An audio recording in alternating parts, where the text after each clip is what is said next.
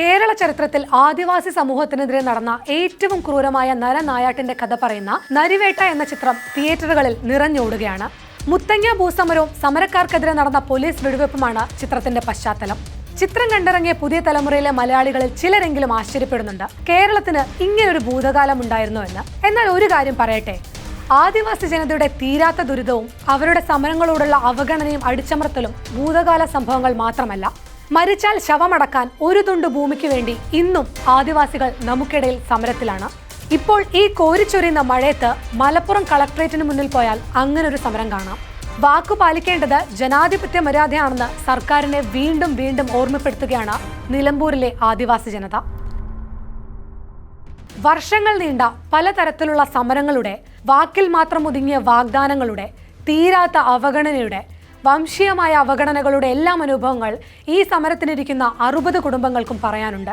സ്വന്തമായി ഒരു തുണ്ട് ഭൂമിയില്ലാത്ത പുറമ്പോക്കുകളിൽ താൽക്കാലികമായി കെട്ടിയുയർത്തിയ ഷെഡുകളിൽ കഴിയുന്നവരാണ് ഇവരിൽ ഭൂരിഭാഗവും.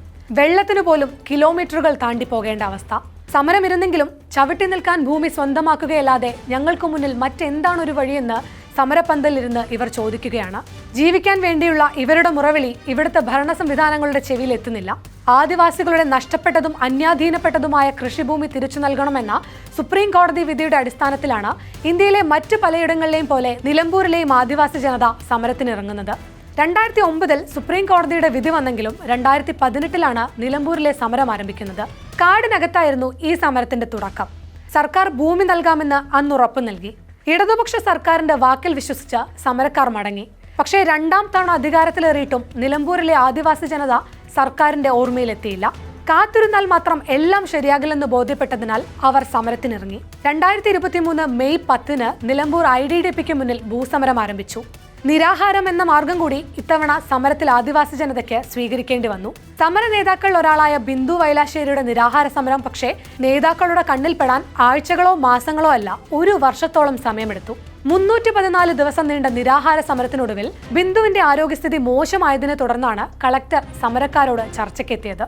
2024 മാർച്ച് 18 ഇത്. ഈ ചർച്ചയിൽ ഓരോ കുടുംബത്തിനും 50 സെന്റ് ഭൂമി വീതം 2024 ഡിസംബർ 31 മുൻപായി നൽകണമെന്ന് തീരുമാനമുണ്ടായി. ബന്ധപ്പെട്ട ഓഫീസുകൾക്ക് ഇത് സംബന്ധിച്ച നിർദ്ദേശങ്ങളും പോയി. രേഖാമൂലമുള്ള ഉറപ്പ് ലഭിച്ചതോടെ വൈകാതെ തന്നെ സ്വന്തമായി ഭൂമി ഉണ്ടാകുമെന്ന് ആ സമരത്തിനിരുന്ന ഓരോരുത്തരും വിശ്വസിച്ചു. തങ്ങൾ നേരിടേണ്ടി വന്ന ദുരിതങ്ങൾ വരും തലമുറയ്ക്ക് സഹിക്കേണ്ടി വരില്ലെന്ന് അവർ ആശ്വസിച്ചു, പ്രതീക്ഷിച്ചു. പക്ഷേ 2024 അവസാനിച്ചിട്ടും 2025 പിറന്നിട്ടും ഒരു മാറ്റവും ഉണ്ടായില്ല.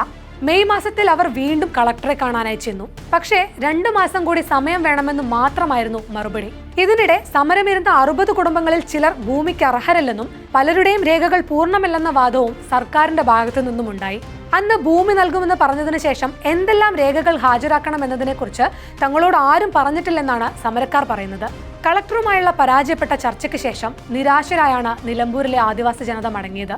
ജീവൻ നഷ്ടപ്പെടുമെന്ന സ്ഥിതിയോളം എത്തിയ നിരാഹാര സമരത്തിനും അപ്പുറം എന്താണ് തങ്ങൾ ഇനിയും ചെയ്യേണ്ടതെന്ന് അവർ ആലോചിച്ചു. പക്ഷേ അവകാശങ്ങൾക്കായി പോരാടുകയല്ലാതെ മറ്റൊരു മാർഗവും മുന്നിലില്ലെന്ന് അവർ വീണ്ടും തിരിച്ചറിഞ്ഞു. അങ്ങനെ അവർ വീണ്ടും സമരത്തിനിറങ്ങിയിരിക്കുകയാണ്.